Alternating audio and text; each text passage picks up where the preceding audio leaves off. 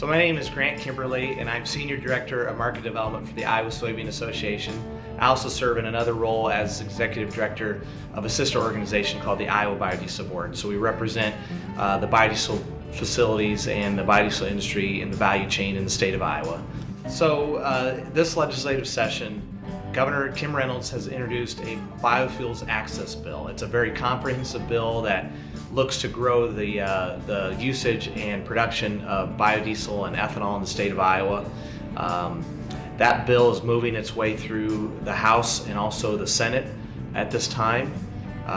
It will go through a lot of debate and maybe some different modifications, but the general goals of this bill is to see E15 more widely available around the state for those that have compatible infrastructure. Of course, if they don't have compatible infrastructure, they'll be exempted from that. But the bill, from a biodiesel perspective, which is what we're the most concerned about, moves more of the biodiesel tax credits that we've seen in the past in our state up to higher blend levels. So what we've done is modified and extended the B11 tax credit to 5 cents a gallon for retailers. And so that would get passed along, a portion of that is certainly to the consumer. And then we've also moved and added a brand new tax credit for B20 blends, and that would be 7 cents a gallon. And then also B30 blends of 10 cents per gallon. And that's on the retailer side. Those are retailer tax credits. Then in addition, we've also modified the fuel tax differential. So in Iowa, there's fuel tax that over-the-road fuel pays when driving across Iowa and when fueling up, so clear diesel fuel.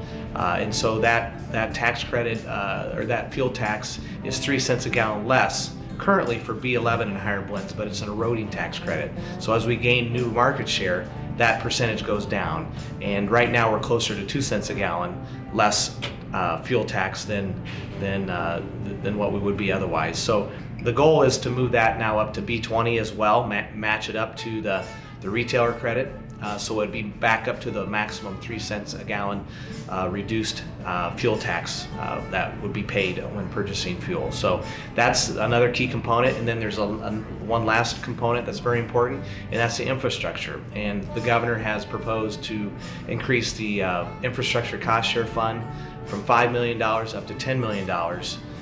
That retailers can then apply for cost share grants up to 50% of the cost. And of course, it depends if we're talking retailer level or terminal level, and whether or not we're talking ethanol or biodiesel infrastructure. So the dollar amounts might change just a little bit, but bottom line is that there are some cost share funding grants available for retailers who want to upgrade their infrastructure to then offer renewable fuels like higher blends of biodiesel and ethanol. And then I guess there is one other component. We have a production tax credit that's part of this bill.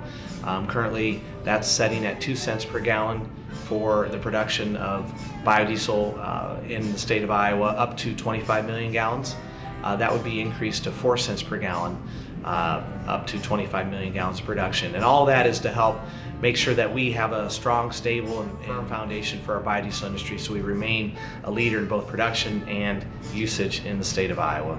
And so we're very supportive of this and hope that we can continue to support the governor's efforts and work with the legislature to move this bill through the process and hopefully get it passed by the end of this session.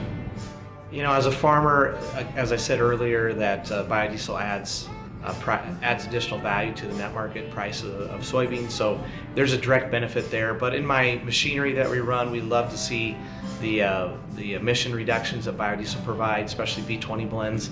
It reduces particulate matter emissions and soot by about 47% versus regular petroleum diesel fuel.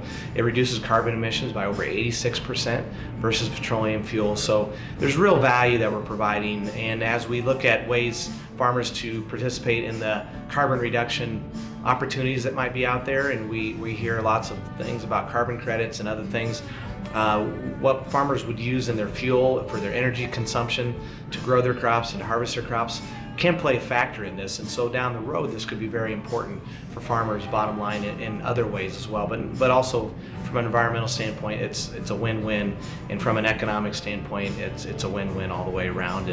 And we're seeing additional announcements for new soybean processing plants in the state of Iowa due to national growth in biofuels like biodiesel. And so that's going to be more opportunities for farmers and where they can sell their soybeans at a more competitive price.